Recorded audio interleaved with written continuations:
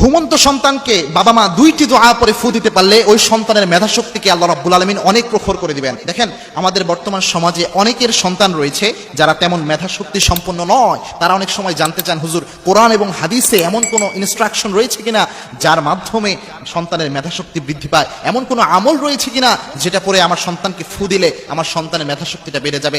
অবশ্যই ইসলামী আমল রয়েছে, এবং কি আল্লাহ রাব্বুল আলামিন ইসলামকে যেমন তেমন ধর্ম হিসেবে দেন নাই। Islam is the complete code of life. পরিপূর্ণ জীবন ব্যবস্থার নাম হচ্ছে ইসলাম। ইসলামে উল্লেখ নাই এমন কোনো জিনিসই নাই, সব জিনিস ইসলামে উল্লেখ রয়েছে। আল্লাহর হাবিব সাল্লাল্লাহু আলাইহি ওয়াসাল্লাম এই মেধা শক্তি বাড়ানোর জন্য নিজে আমল করতেন, সাহাবা একরামকে ফু দিয়েছেন, এর প্রমাণ পাওয়া যায়। বাবা যদি সন্তানের জন্য দোয়া করে, আল্লাহ রাব্বুল আলামিন খালি হাতে ফেরত দেয় না। বিশ্বনবী সাল্লাল্লাহু আলাইহি ওয়াসাল্লাম এই জন্য একটা দোয়া শিখিয়েছেন। দুইটা দোয়া আল্লাহর হাবিব সাল্লাল্লাহু আলাইহি ওয়াসাল্লাম থেকে পাওয়া যায়। তার মধ্যে নাম্বার 1 যে দোয়াটা, আল্লাহর হাবিব সাল্লাল্লাহু আলাইহি ওয়াসাল্লাম নিজে মেধা শক্তি বাড়ানোর জন্য ইবনে আব্বাস রাদিয়াল্লাহু তাআলা আনহুকে এটা পরে ফু দিয়েছিলেন। বুখারী শরীফের 143 নম্বর হাদিস এটি।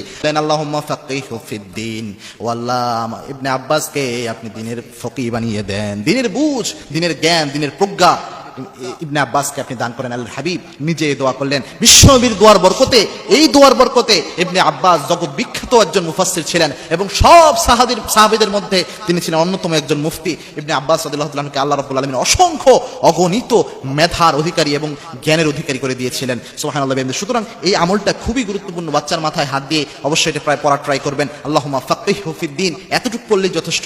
এতটুকু পড়লেই আল্লাহ রাব্বুল আলামিন ইনশাআল্লাহ আপনাকে এই ফাদিলা দান করবেন। 2 নাম্বার যে আমলটা, এটা পবিত্র কোরআনেই আল্লাহ রাব্বুল আলামিন উল্লেখ করে দিয়েছেন। আল্লাহ রাব্বুল আলামিন নিজে শিক্ষা দিয়েছেন, রব্বি জিদনি ইলমা। আল্লাহ রাব্বুল আলামিন মূসা আলাইহিস সালামকে এই দোয়াটা শিক্ষা দিয়েছিলেন। কেউ যদি জ্ঞান বৃদ্ধি করতে চায় সে যেন এটা পড়ে, রব্বি জিদনি ইলমা, হে আমার রব, আমার জ্ঞানকে আপনি বাড়িয়ে দেন, আমার জ্ঞান আপনি বাড়িয়ে দেন। এটা যদি দোয়ার মধ্যে বলতে পারেন, অবশ্যই আপনার সন্তানের মেধা শক্তিকে আল্লাহ রাব্বুল আলামিন বাড়িয়ে দিবেন।